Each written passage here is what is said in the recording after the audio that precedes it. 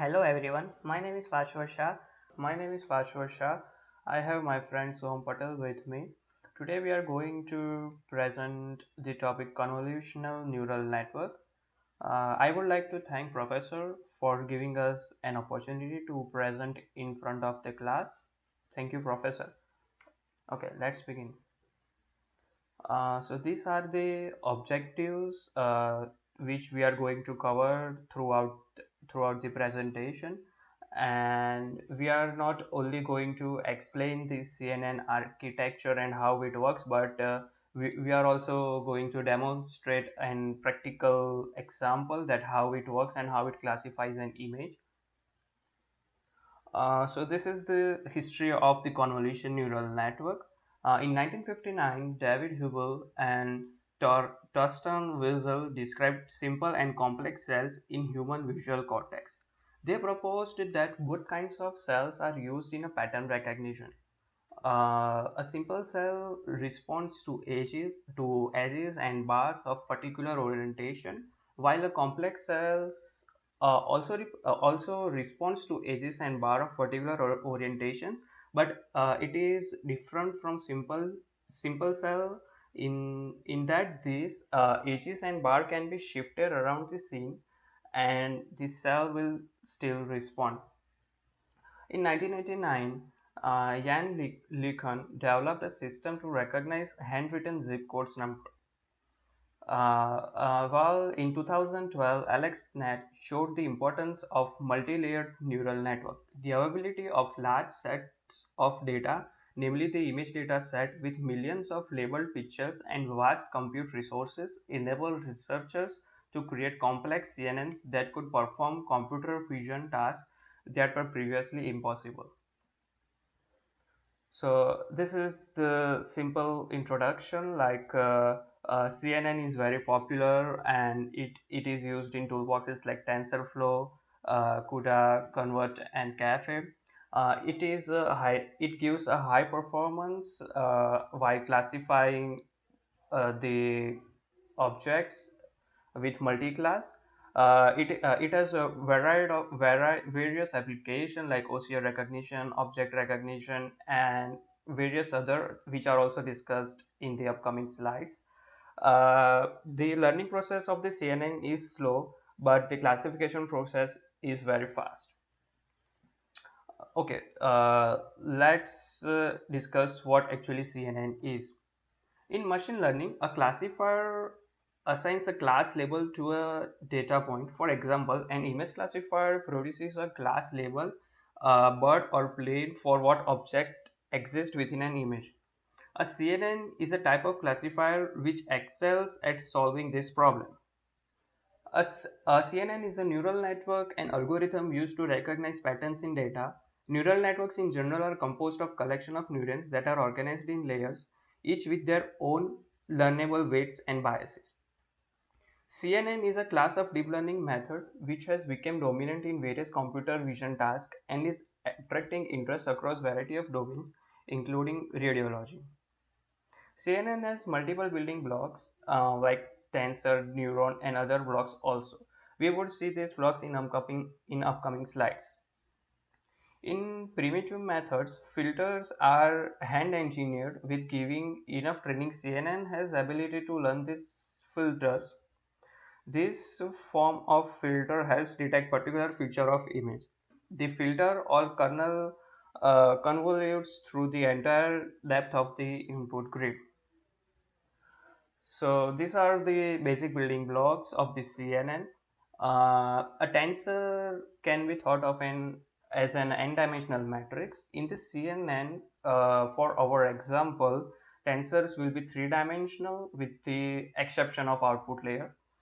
A neuron can be thought of as a function that takes in multiple inputs and adds a single output. The output of neuron are represented as red-blue activation maps, as we have taken image as an input. A layer is simply a collection of neurons with the same operation, including the same hyperparameters. Kernel weights and biases, while unique to each neuron, are turned during the training phase. and allow the classifier to adapt to problem and dataset provided. They are they are encoded in a visualization with a yellow to green diverging color scale for our specific example.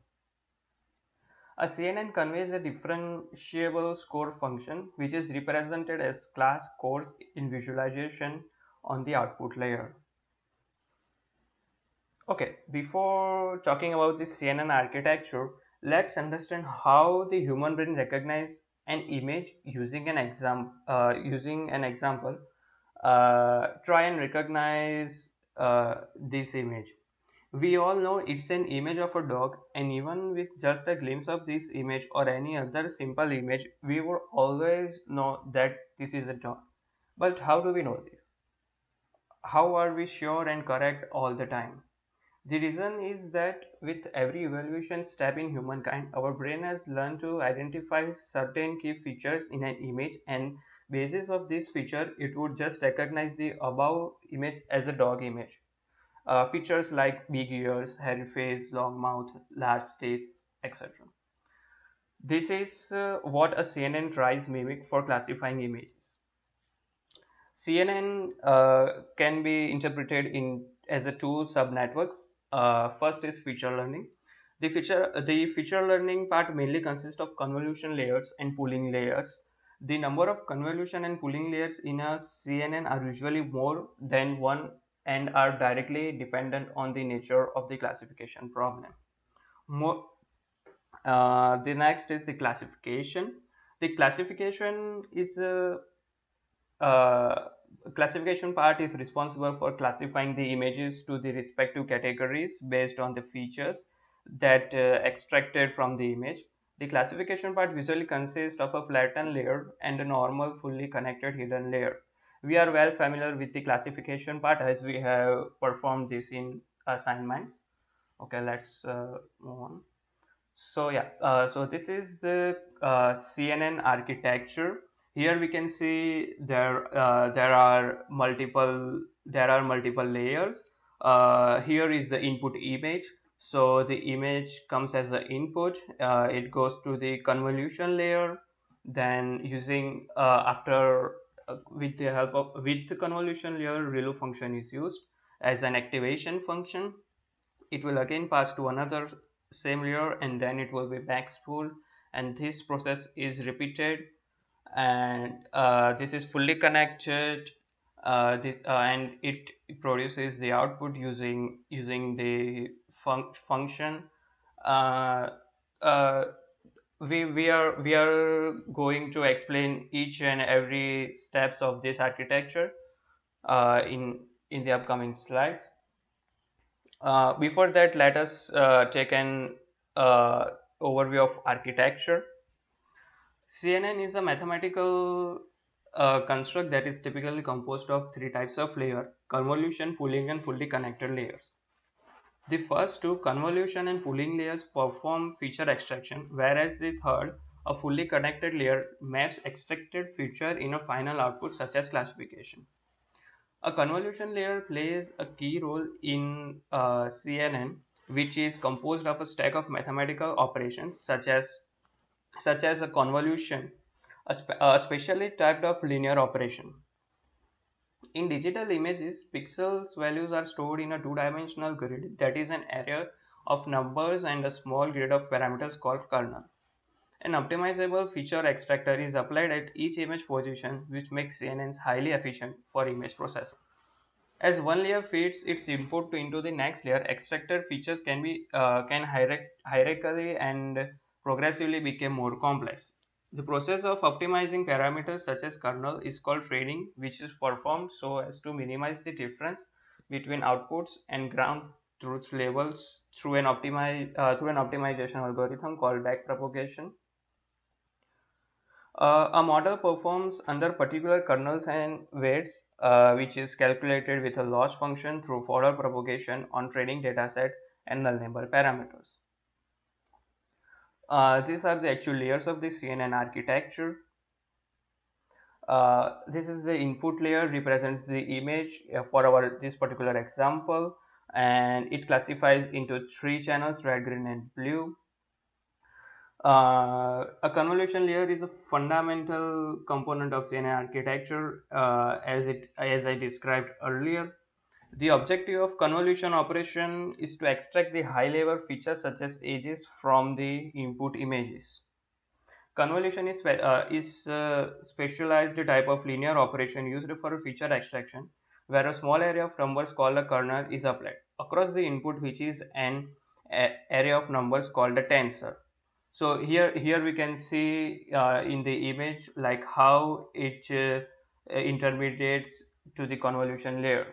We will see the brief detailed example while the demonstration. For now, I will hand over to Soham to explain the further slides. Thank you, Bhaswar. In convolution layer, we have unique kernel, activation map, convolution neurons, hyperparameter strides. Like unique kernel, which is used for convolution operation to produce the current convolution neurons output position, which is also called as activation map, or we can also known as the feature map. The convolution neurons perform an element-wise dot product with a unique kernel, and the output of the previous layers corresponding neuron. This will yield as many intermediate results as there are unique kernels. The convolution neuron is the result of all the intermediate results summed together with the learned bias. The size of the kernel is a hyperparameter specified by the designer of the network architecture. In order to produce the output of the convolution neuron, we must perform an element-wise dot product with the output of the previous layer and the unique kernel learned by the network. The distance between two successive kernel position is called a stride, which is also defines the convolution operator. The common choice of stride is 1. In TinyVGG, the dot product operation uses a stride of 1, which means that the kernel is acted over the 1 pixel per dot product. But this is a hyperparameter that the network architecture designer can adjust to better fit their data set. Like as we described later, the process of training a CNN model with regard to the convolution layer is to identify the kernels that work best for given tasks based on a given training data set. Kernels are the only parameters automatically learned during the training process in the convolution layer. On the other hand, the size of the kernel, number of kernels, padding, and the stride are hyperparameters that need to be set before the training process starts. Now, hyperparameters. First hyperparameter is padding. Padding is often necessary when the kernel expands beyond the activation map. Padding conserves the data at the border of the activation map, which leads to better performance, and it can help preserve the input spatial size, which allows an architecture designer to build deeper, high-performing network. The most commonly used approach is zero padding because of its performance, simplicity, and the computational efficiency. This technique involves adding the zero symmetrically around the edges of the input, and the modern CNN architecture usually employs zero padding to retain in place dimension in order to apply more layers. Without zero padding, each successive activation map would get smaller after the convolution operation. The image is the example that shows the zero padding, how we can extend the edges of the input by adding zeros in a row and column around the original input. The next hyperparameter is kernel size, which is also known as filter size, refers to the dimension of the sliding window over the input. Choosing this hyperparameter has a massive impact on the image classification task. For example, small kernel sizes are able to extract a much large amount of information containing highly local features from the input. A smaller kernel size also leads to smaller reduction in the layer dimension, which allows for a deeper architecture. While a large kernel size extract less information, which leads to a faster reduction in the layer dimensions, often leading to worse performance. Large kernels are better suited to extract features that are larger. Choosing an appropriate kernel size will be dependent on our task and database, but generally small kernel sizes lead to better performance for the image classification task because an architecture designer is able to stack more and more layers together to learn more and more complex features. Third and final hyperparameter, which is stride. It defines the number of pixels kernel should be shifted over the time. For example, as described in the convolution layer example above, TinyBGG uses a stride of 1 for its convolution layer, which means that the dot product is performed on a 3x3 window of input to yield an output value, then is shifted to right by 1 pixel for every subsequent operation. The impact stride has on a CNN is similar to kernel size. As stride is decreased, more features are learned because the more data is extracted, which also leads to larger output layers. On the other hand, as stride is increased, this leads to more limited feature extraction and a smaller output layer dimension. One responsibility of the architecture designer is to ensure that the kernel size across the input symmetrically when implementing a CNN.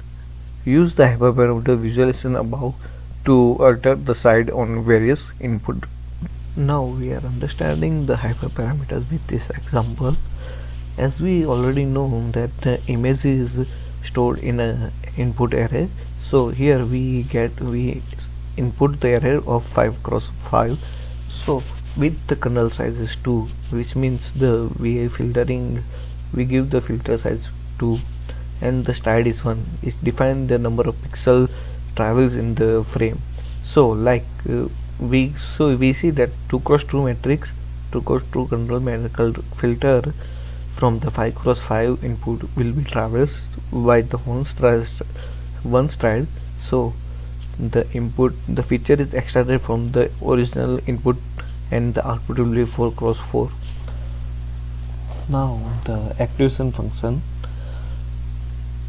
Activation functions are the mathematical equations that determines the output of a CNN. Here we are going to explain about two activation functions. First is ReLU, rectified linear activation function. CNN are able to achieve tremendous accuracies because of their nonlinearity, while ReLU applies much needed nonlinearity into the model. Nonlinearity is necessary to produce nonlinear decision boundaries so that the output would not be written as a nonlinear combination of the inputs. If a nonlinear activation function was not present, deep CNN architecture would devolve into a single equivalent convolution layer, which would not perform really well as well. The ReLU activation function is specified used as a nonlinear activation function as opposed to other nonlinear activation functions such as sigmod, because it has been observed that CNN using ReLU are faster to train than their counterparts. The ReLU activation function is a one-to-one mathematical operation. So this is the equation for the ReLU. Now ReLU function disregards all the negative values which can be seen from the image. Since this activation is applied and limits on the every value from the input tensor. For example, if we applied ReLU on the value 2.24, the result will be 2.24, since the 2.24 is larger than 0. Next activation function is a softmax. So the softmax extends the idea of a multi-class work. So softmax assigns the decimal probability to each class in the multi-class problem. Softmax operation serves a key purpose, making sure that the CNN output sums to 1. Because of this, softmax operations are usually scaled the module outputs into probabilities. What the difference between standard normalization and the softmax? Here, Both resells the logistic between 0 and 1. Remember that web progression is a key aspect of training neural networks. We want to correct answer to have the largest signal. By using the softmax, we are efficiently approximating the argument maximum argmax while gaining the differentiability. Rescaling doesn't weight the maximum significantly higher than other logics, whereas softmax does.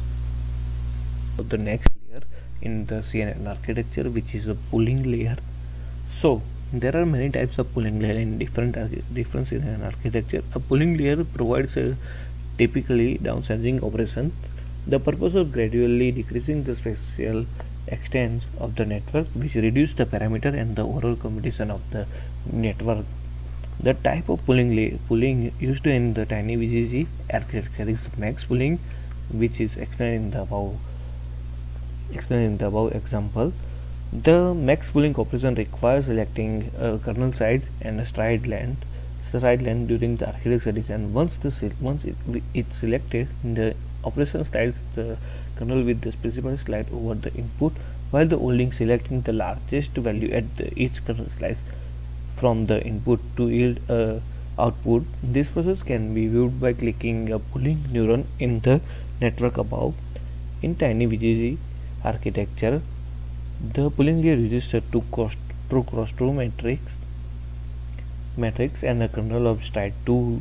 The operation with this specified results in the discarding of the 75% of the activation. By discarding so many values, the TinyVGG is more computationally efficient and avoids the overfitting. So we can see from the image, we perform the max pull on 2 cross 2 matrix. So it will give from this data to the maximum is at 20, so it will give the 20. From 30 0 2 0, it will give the 30. From this it will give the 112. From this it gives the 37. The next layer in the CNN architecture is the fully connected layer. The output accretion map of the final convolution or the pooling layer is typically flattered, that is transformed into a one-dimensional array of numbers or vectors and connected to one or more fully connected layers, also known as the dense layer, in which every point is connected to every output by linear weights. Once the picture extracted by the convolution layer and downsampled by the pooling layers are created, they are mapped by a subset of the fully connected layers to the final output of the network, such as the probability for each class in classification tasks. The final fully connected layer typically has the same number of the output nodes as the number of classes. Each fully connected layer is followed by a nonlinear function such as ReLU softmax function to classify these features as described above. Now Paswar is going further with the demonstration of the each and every layer of the CNN architecture. So now Paswar. Thank you, Soham. So here we can see there are predefined images which are given, and here it classifies as an output. Here as a, if we select lifeboat, then it would be classified image as a lifeboat. We can also verify it by uploading our own image. I have downloaded one sports car image. So here we can see it has been classified as the sports car. uh, so as the image is given as an input, it divides into three channels, red, green and blue. So it goes with the first convolution layer, and here we can see how it convolves the input image. So after the convolution layer, it goes to the ReLU activation function, and here we can see how it actually activates the particular pixels by pixels. And then again this goes to another convolution layer, and after it goes to the max pooling. Here we can see how max pooling works. After performing multiple after go it goes to multiple layers. Then finally it classifies an image into a class with the help of fully connected layers and with the help of softmax function. Here we can see it calculates the different value and classifies the image and school bus, as we have selected school bus over here. Now Soham will explain the further slides. Thank you, Bhaskar. So I'm going to explain the advantages and the disadvantages of the CNN architecture right up now. So the advantages of the CNN. CNN learns the filters automatically without monitoring it explicitly. These filters help in extracting the right and relevant features from the input data. So, as we all know that CNN capture the spatial features from an image. Spatial features refers to the arrangement of the pixel and the relationship between them in an image. They help us in identifying the object accurately, the location of an object, as well as its relationship with the other object in the image. CNN also follows the concept of parameter setting. So, a single filter is applied across the different parts of an input to produce a feature map. Like we all know that in traditional approaches of the image classification tasks are based on high engineering features. Feature engineering is complex and very much time consuming. But here in CNN, we do not require the feature engineering, as they locate the important features automatically in the training process. So it saves the time and it is efficient as compared to other image processing, image classification algorithms. So now the disadvantages of CNN, as we all know that CNN learns the filter automatically, so it takes the longer time to train. However, after training, the testing time efficiency is much faster than other methods such as SVM or KNN. Now, the applications of the CNN. CNN used in competition in the fields like medical image analysis, image recognition, face detection, and recognition system. It can be used to solve NLP tasks, especially semantic phrasing, syntax modeling, and the source query retrieval. AtomNet is a deep learning neural network that trains on 3D representation of the chemical interaction. It discovers the chemical features and has been used to predict the novel biomolecules from the combating disease. So it can be used in the field of drug discovery. Both Jackals and are Go games for which CNN has learned to play at the professional level using the image processing. We got the reference from these websites. Thank you.